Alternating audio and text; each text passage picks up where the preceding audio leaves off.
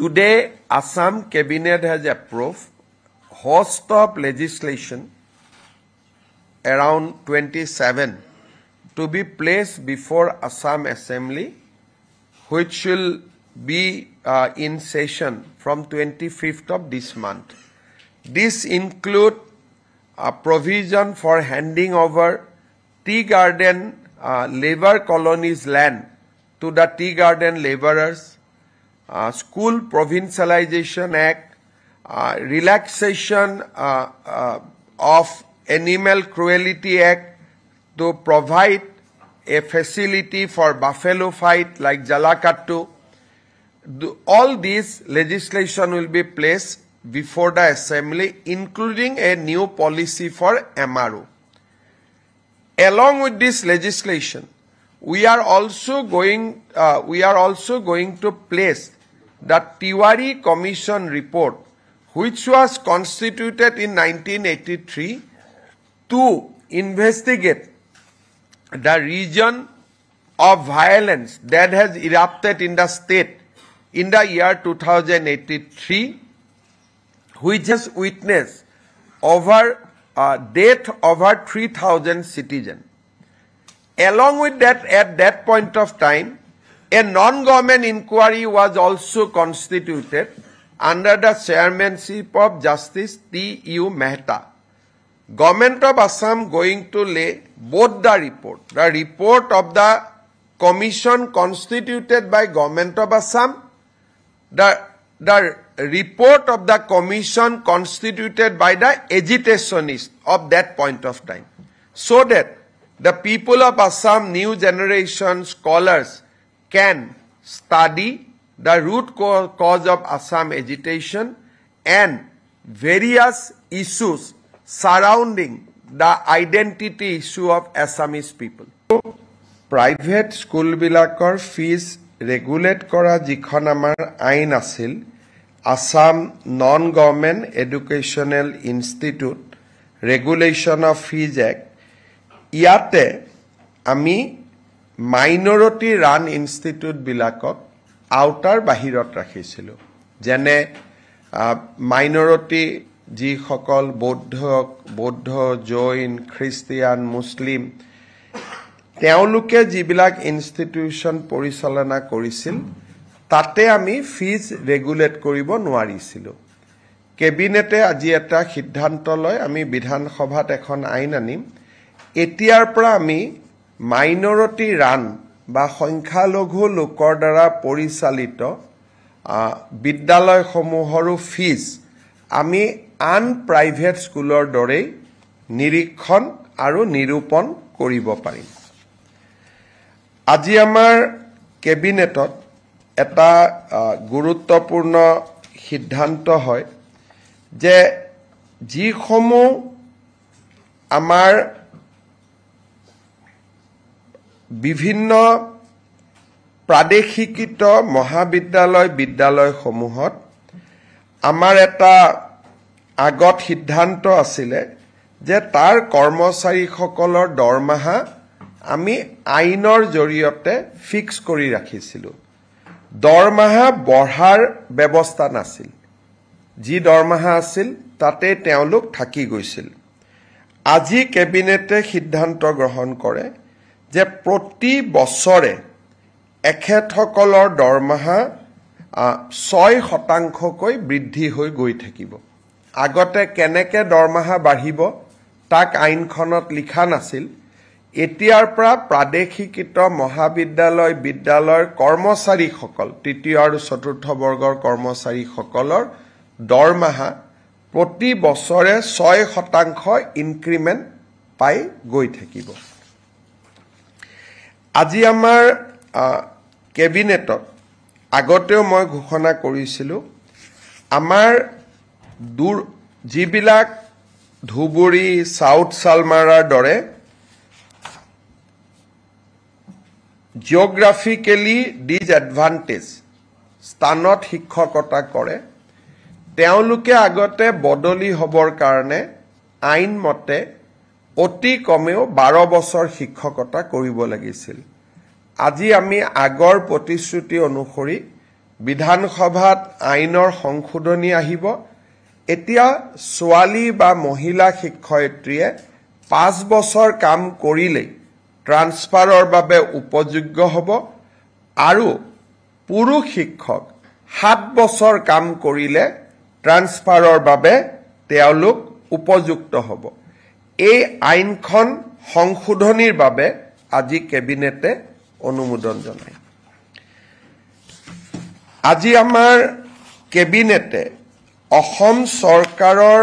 যেটো প্ৰভিন্সিয়েলাইজেশ্যন পলিচি সেই পলিচিটোক সংশোধন কৰি আমি এখন আইন আনিম যি আইনৰ জৰিয়তে 2006 চনত প্ৰতিষ্ঠা কৰা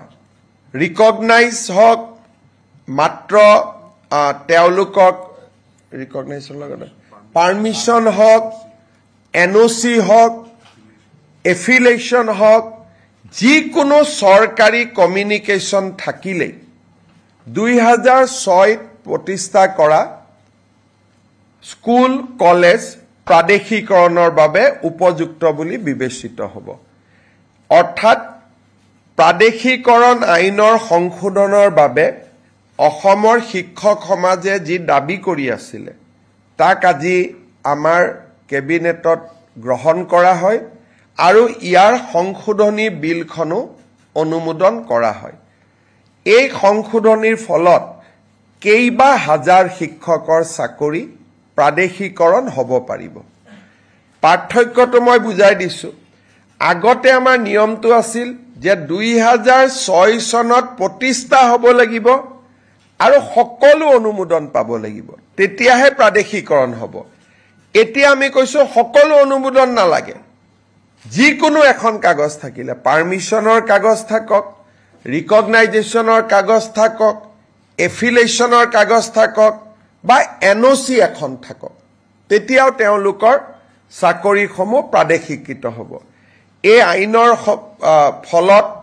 বহু কেইখন মহাবিদ্যালয় প্ৰাদেশিকৃত হ'ব সুবিধা পাব কিমানখন কলেজ হ'ব প্ৰায় 15খন নতুন মহাবিদ্যালয় প্ৰাদেশিকৃত হ'ব স্কুল কিমান মান হ'ব স্কুলটো হিচাপ উলিয়াব দিগদাৰ কিন্তু কেইবা হাজাৰো বিদ্যালয় নতুনকৈ প্ৰাদেশিকৰণৰ আওতাত আহিব পাৰিব আজি আমাৰ কেবিনেটত নেৰিম নামৰ শিক্ষানুষ্ঠানখনে এখন প্ৰাইভেট ইউনিভাৰ্সিটি কৰিব খোজে তাকো কেবিনেটে অনুমোদন জনায় আজি আমাৰ অসমৰ উচ্চ শিক্ষাৰ বাবে এটা অতি আনন্দৰ বিষয় আজিম প্ৰেমজীৰ নাম আপোনালোকে শুনিছে আজিম প্ৰেমজী ফাউণ্ডেশ্যন এটা ফিলান্থ্ৰপিক অৰ্গেনাইজেশ্যন তেওঁলোকে অসমত 1000 কোটি টকাতকৈও অধিক ব্যয় কৰি এখন বিশ্ববিদ্যালয় নিৰ্মাণ কৰাৰ বাবে আমাক আবেদন কৰিছিল আজিম প্ৰেমজী ফাউণ্ডেশ্যনৰ বিশ্ববিদ্যালয় কৰ্ণাটকত আছে ভূপালত আছে আৰু ৰাঁচীত আছে এই বিশ্ববিদ্যালয়ত ছাত্ৰ ছাত্ৰীসকলক যথেষ্ট স্কলাৰশ্বিপ দিয়া হয় আৰু বিশ্বমানৰ শিক্ষা প্ৰদান কৰা হয় আজিম প্ৰেমজী ইউনিভাৰ্সিটি পলাশবাৰীত স্থাপন হ'ব আইআইএমৰ লগতে আৰু 10,000তকৈ অধিক ছাত্ৰ ছাত্ৰীক এই ফাউণ্ডেশ্যনে শিক্ষা দিব আজি এই ফাউণ্ডেশ্যনক বিশ্ববিদ্যালয় কৰাৰ বাবে যিখন আইন লাগে সেই আইনখনো বিধানসভাত উপস্থাপন কৰাৰ বাবে কেবিনেটে অনুমোদন জনায় আৰু এই বিশ্ববিদ্যালয়খনে অসমৰ উচ্চ শিক্ষাৰ এটা পৰিবেশত এটা নৱজাগৰণৰ সৃষ্টি কৰিব আমি যিবিলাক প্ৰাইভেট ইউনিভাৰ্সিটি দেখো সেই কেইখন হল প্ৰাইভেট ইউনিভাৰ্সিটি এইখন হল ফিলান্থ্ৰপিক প্ৰাইভেট ইউনিভাৰ্সিটি অৰ্থাৎ তাত কোনো ব্যৱসায় নাই প্ৰফিটৰ কথা নাই বৰঞ্চ লৰা ছোৱালীক তেওঁলোকে স্কলাৰশ্বিপ দি পঢ়াব সেই কাৰণে আৰু প্ৰথম অৱস্থাত 1100-1200 কোটি টকা তেওঁলোকে পৰৱৰ্তী অৱস্থাত 1700 কোটি টকা নিয়োগ কৰিব তাত স্কুলো বনাব তেওঁলোকে হস্পিটালো বনাব এটা ডাঙৰ পৰিৱৰ্তন আহিব আইআইএমৰ লগতে হ'ব পলাশবাৰী ৰাইজৰ বাবেও এটা আনন্দৰ বাতৰি অসমৰ ৰাইজৰ বাবেও এটা আনন্দৰ বাতৰি আজি আমাৰ কেবিনেটত আমি বহু দিনৰ পৰা আলোচনা কৰি আছিলো যে চাহ বাগিচাৰ শ্ৰমিকসকলৰ লাইনৰ মাটি আমি মালিকৰ পৰা সিলিং এক্টত লৈ আমি শ্ৰমিকসকলৰ মাজত বিতৰণ কৰিম আজি কেবিনেটে অনুমোদন জনায় যে অসমৰ চাহ বাগিচাৰ লেবাৰ লাইনৰ মাটি সিলিং আইনৰ অধীনত আমি চৰকাৰীকৰণ কৰিম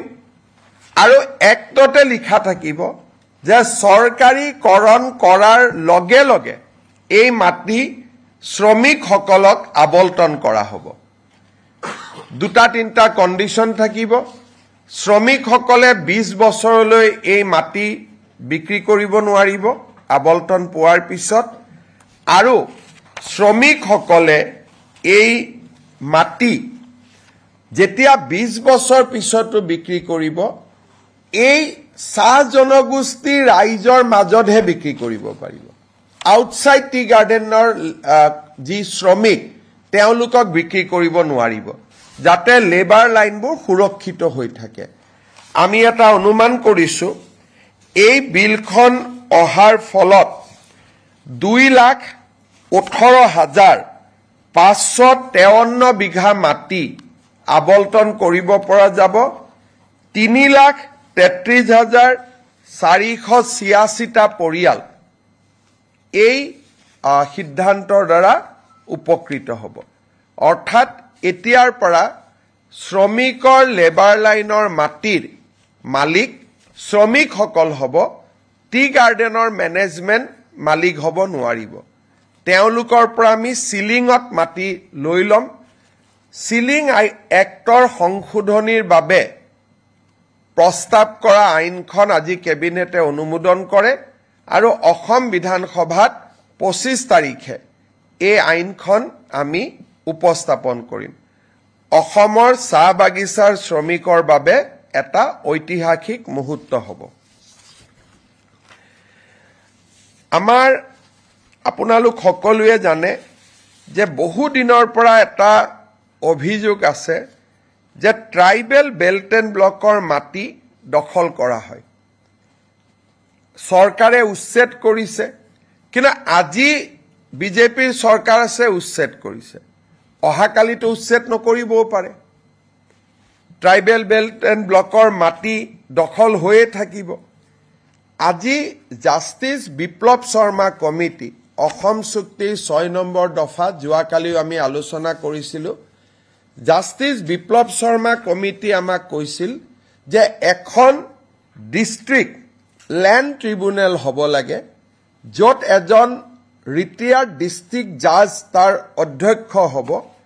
ট্ৰাইবেল বেল্ট এণ্ড ব্লকৰ মাটি কোনোবাই দখল কৰিলে এই ডিস্ট্ৰিক্ট ট্ৰিব্যুনেলত অভিযোগ দিব পাৰিব আৰু ডিস্ট্ৰিক্ট ট্ৰিব্যুনেলে উচ্ছেদৰ অনুমতি দিব পাৰিব এতিয়া বহুত সময় ডিসিক কয় ডিসি একো নকৰে এসডিসিক কয় এসডিসি একো নকৰে এতিয়া গোটেই ব্যৱস্থাটো ডিস্ট্ৰিক্ট ট্ৰাইব্যুনেললৈকে গুচি যাব যিজন এজন জাজে অধ্যক্ষতা কৰিব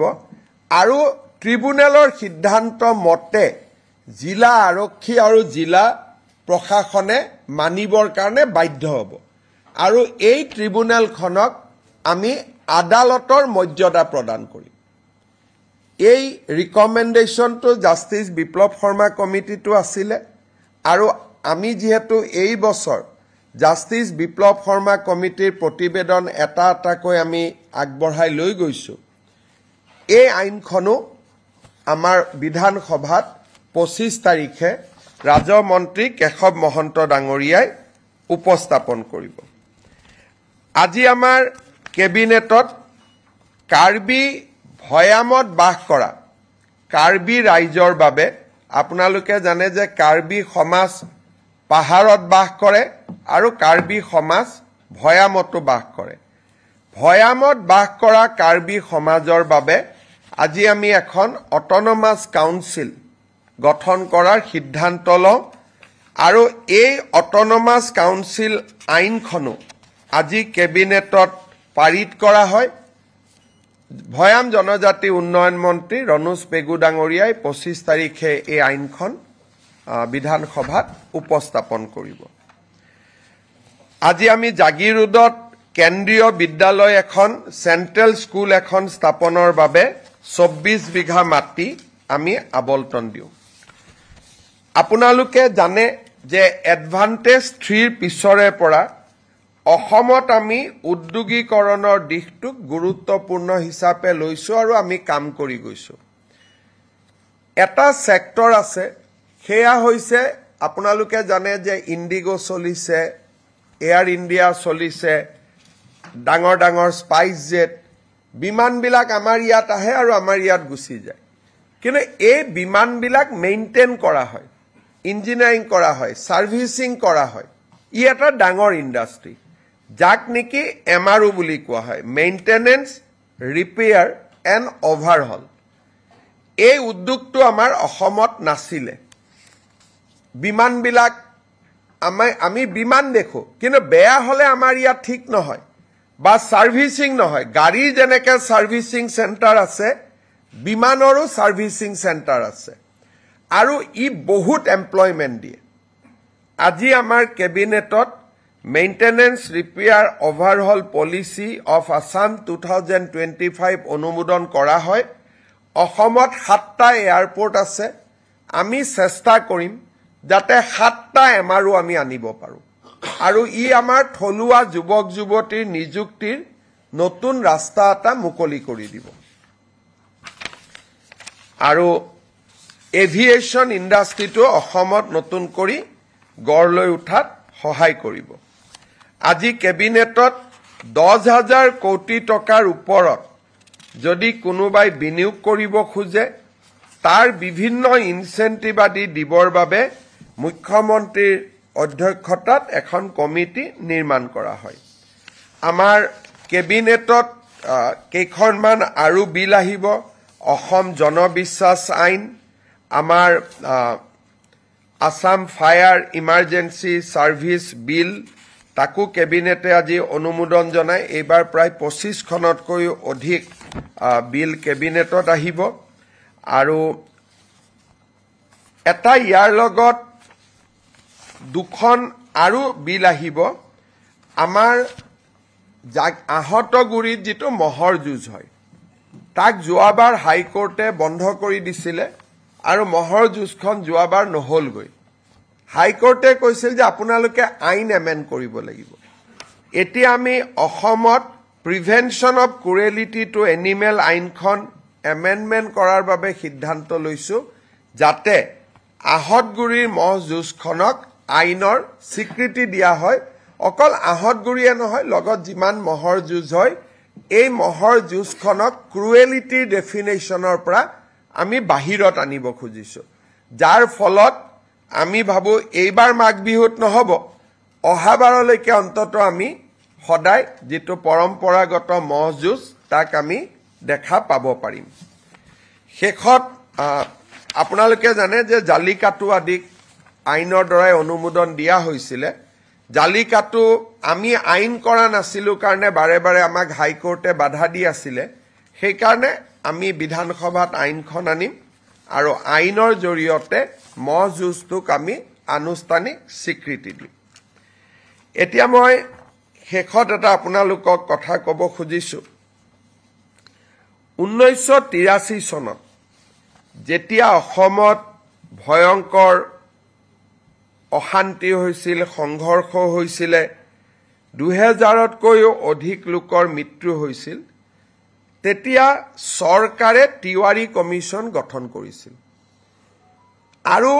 তিৱাৰী কমিছনৰ প্ৰতিবেদনখন মুখ্যমন্ত্ৰী প্ৰফুল্ল কুমাৰ মহন্তই যদিও সদনত পেশ কৰিছিল তাৰ কপি কাকো নিদিয়াকৈ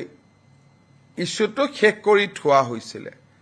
25 তাৰিখে আমি সদনৰ সকলো বিধায়কক আমি তিৱাৰী কমিছনৰ ৰিপৰ্ট বিতৰণ কৰিম সদৌ অসম ছাত্ৰ সন্থাই আমাক কৈছিল যে তিৱাৰী কমিশনৰ ৰিপৰ্টটো আপোনালোকে দিয়ক, তাত আমাৰ কোনো আপত্তি নাই। কিন্তু সেই সময়ত আন্দোলনকাৰীসকলে তেওঁলোকৰ নিজস্ব প্ৰচেষ্টাত মেহতা কমিশন এখন গঠন কৰিছিল। চৰকাৰে কৰিছিল তিৱাৰী কমিশন। মুক্তিযুঁজাৰু সন্মিলনৰ দ্বাৰা মেহতা কমিশন কৰা হৈছিল। আৰু এই মেহতা কমিশনৰ মেম্বাৰ আছিলে Shri T U. Mehta, retired chief justice Himachal high court, Ganesh Chandra Phukan, আমাৰ ৰিটায়াৰ্ড IAS অফিচাৰ, আৰু কটন কলেজৰ অধ্যক্ষ ৰাইহান শাহ। চৰকাৰৰ পক্ষত বা চৰকাৰে কৰা আয়োগ আছিল তিৱাৰী কমিটি। ছাত্ৰ সন্থা আৰু গণসংগ্ৰাম পৰিষদে নিৰ্মাণ কৰা আয়োগ আছিলে মেহতা কমিটি। যিহেতু আমি তিৱাৰী কমিশনখন সদনত আনিম, আছুৰ অনুৰোধ আছিল যে মেহতা কমিশনখনো আনিব লাগে, যাতে দুইটা ভিউ ৰাইজে পাব পাৰে। আজি আমি এটা বহল অন্তৰলৈ অসমত কেতিয়াও হোৱা নাই ব্যক্তিগত বা সামাজিক পৰ্যায়ত গঠন কৰা আয়োগৰ প্ৰতিবেদন বিধানসভাত দাখিল কৰা আজিলৈকে কোনো ৰেকৰ্ড নাই। কিন্তু পৰম্পৰা ভাঙি আমি জাষ্টিছ মেহতা কমিটিৰ ৰিপৰ্ট যদিও ব্যক্তিগত বা সামাজিক পৰ্যায়ত হৈছিল, চৰকাৰ কোনো বেচৰকাৰী তদন্ত, এই বেচৰকাৰী তদন্তৰ প্ৰতিবেদনখনো আমি সদনত দাখিল কৰিম, যাতে অসমৰ ইতিহাসৰ সেই অধ্যায়টোৰ সকলো ধৰণৰ ভিউজ যাতে ৰাইজে পাব পাৰে। বেচৰকাৰী তদন্ত আয়োগ, চৰকাৰী তদন্ত আয়োগ, আমি দুইটা সদনৰ মজিয়াত দাখিল কৰিম। বিশেষকৈ ৰিচাৰ্চ ষ্টুডেণ্ট, গৱেষণাৰ ষ্টুডেণ্ট, অসম আন্দোলনক লৈ গৱেষণা কৰিব খোজা, ৰিচাৰ্চ কৰিব খোজা, জানিব খোজা, এই সকলো ব্যক্তিৰ কাৰণে দুইখন কমিটিৰ ৰিপৰ্ট থাকিলে তেওঁলোকে এই এটা সম্যক ধাৰণা ল'বলৈ সুবিধা পাব। তেতিয়াও এটা বিতৰ্ক হৈছিল, সেই সময়তে প্ৰফুল্ল মহন্ত চৰকাৰ থাকোঁতে এইটো অনুৰোধ আছিল যে তিৱাৰীখন দিলে যদি মেহতাখন কিয় দিয়া নাই। আমি সিদ্ধান্ত ল'লো যে আমি দুইটা ৰিপৰ্ট আমি সদনক দিম। সেই ফালৰ পৰা আজি এখন ঐতিহাসিক সিদ্ধান্ত এটা অসম কেবিনেটত গঠন কৰা হয়। আপোনালোকে কিবা প্ৰশ্ন সোধাৰ আগতে মই এটা আপোনালোকক সামান্য ইনফৰমেশ্যনেৰে মই সামৰণি মাৰিব খুজিছোঁ। আজি আপোনালোকে দেখিছে যে কেবিনেটত অজস্ৰ আইটেম আছিলে। সেইকাৰণে জনজাতি সংক্ৰান্তত মন্ত্ৰীসভাৰ প্ৰতিবেদনখন আজি আমি বহুত ভাল কৰি আলোচনা কৰিব নোৱাৰিলোঁ। আজি আমি সিদ্ধান্ত ল'লোঁ যে 26 তাৰিখে জনজাতীয় 6 জনগোষ্ঠীৰ জনজাতীয়কৰণৰ সম্পৰ্কৰ প্ৰতিবেদনখন 26 তাৰিখে এখন বিশেষ কেবিনেটত আলোচনা হ'ব আৰু 27 তাৰিখে আমি ইয়াক বিধানসভাত উপস্থাপন কৰিম। 25 তাৰিখে উপস্থাপন কৰিম বুলি মই কৈছিলোঁ, কিন্তু বহুত কাগজ পত্ৰ আইনৰ হেঁচাৰ বাবে আমি সিদ্ধান্ত ল'লোঁ যে এই প্ৰতিবেদনখন আমি 27 তাৰিখে সদনত আমি দাখিল কৰিম। 26 তাৰিখে আমাৰ কেবিনেট বৈঠক হ'ব, তাতে অনুমোদন হ'ব আৰু 27 তাৰিখে আমি ইয়াক সদনত উপস্থাপন কৰিম। আপোনালোকৰ যদি কিবা প্ৰশ্ন আছে কৰিব পাৰে।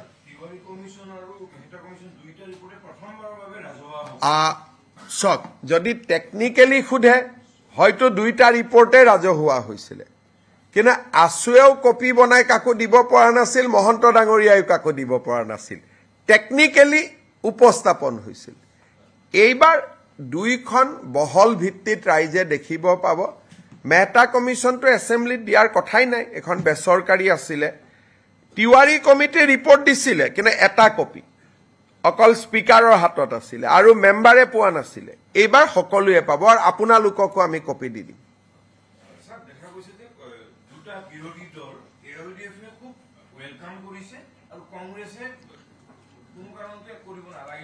চাওক, মই ৰিপৰ্টটো যিহেতু পঢ়িছোঁ, তিৱাৰী কমিশনৰ ৰিপৰ্টটো যদিও সেই সময়ত কংগ্ৰেছৰ চৰকাৰৰ দিনত,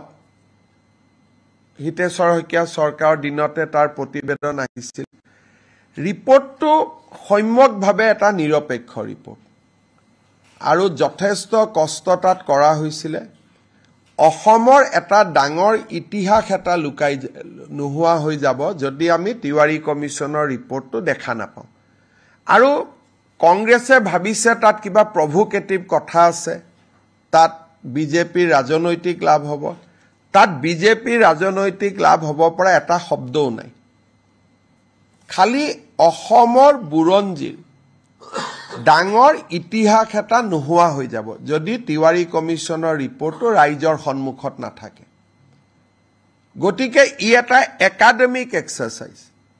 কংগ্ৰেছে ভাবিছে তাত কিবা তেওঁলোকৰ বিৰুদ্ধে কথা আছে কাৰণ কংগ্ৰেছৰ বৰ্তমান নেতৃত্বটো খুব তুলুঙা আৰু তেওঁলোকৰ মই ক'ব গ'লে মেচিউৰিটিৰ অভাৱ কাৰণ এখন তেওঁলোকৰ চৰকাৰে গঠন কৰা তদন্ত আয়োগ প্ৰধানমন্ত্ৰী ইন্দিৰা গান্ধীয়ে গঠন কৰা তদন্ত আয়োগ ইন্দিৰা গান্ধীয়ে গঠন কৰা তদন্ত আয়োগৰ প্ৰতিবেদন এখন প্ৰকাশ কৰিব নালাগে বুলি কংগ্ৰেছে কেনেকৈ ক'ব পাৰে আৰু বিৰোধী দলপতি দেৱব্ৰত শইকীয়াৰ দেউতাকে এই কমিটিখন পৰিচালনা কৰিছিল তেওঁৰ মুখ্যমন্ত্ৰীৰ দিনত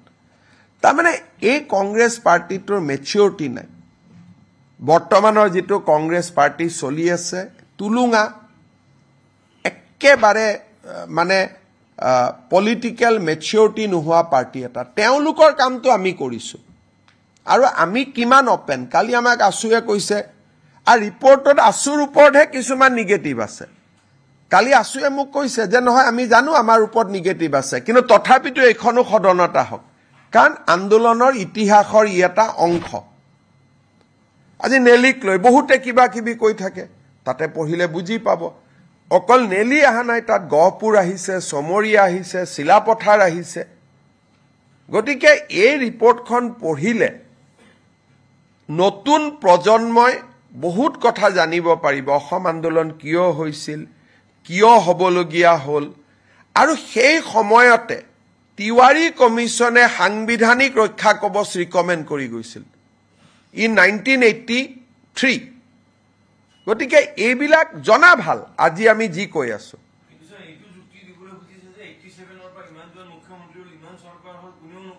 হিমন্ত বিশ্ব শৰ্মা সকলো কামতে ব্যতিক্ৰম নাই টাটা সেমিকন্ডাক্টৰ বেলেগ কোন মুখ্যমন্ত্ৰীয়ে কৰিলে অসমীয়া ভাষাক ধ্ৰুপদী ভাষাৰ মৰ্যাদা কোনে দিলে বৃন্দাবনী বস্ত্ৰ কোনে আনিলে লাচিত বৰফুকনৰ জন্ম জয়ন্তী কোনে পালন কৰিলে সুকাফাৰ নামত বিশ্ববিদ্যালয় কোনে কৰিলে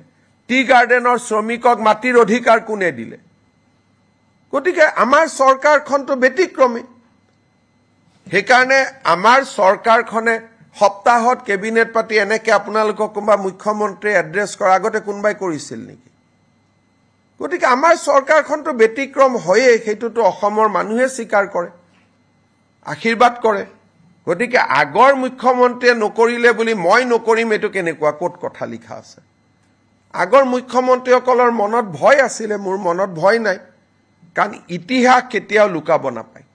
ইট ইজ আ ক্ৰাইম ইতিহাস লুকালে নতুন জেনাৰেশনে অসমক জানিব নোৱাৰিব and it is a crime against humanity কোনবাই যদি ইতিহাসক দাবাব খোজে আৰু বিধানসভা লাইব্ৰেৰীত ইয়াৰ কপি এটা আছে আজিও আছে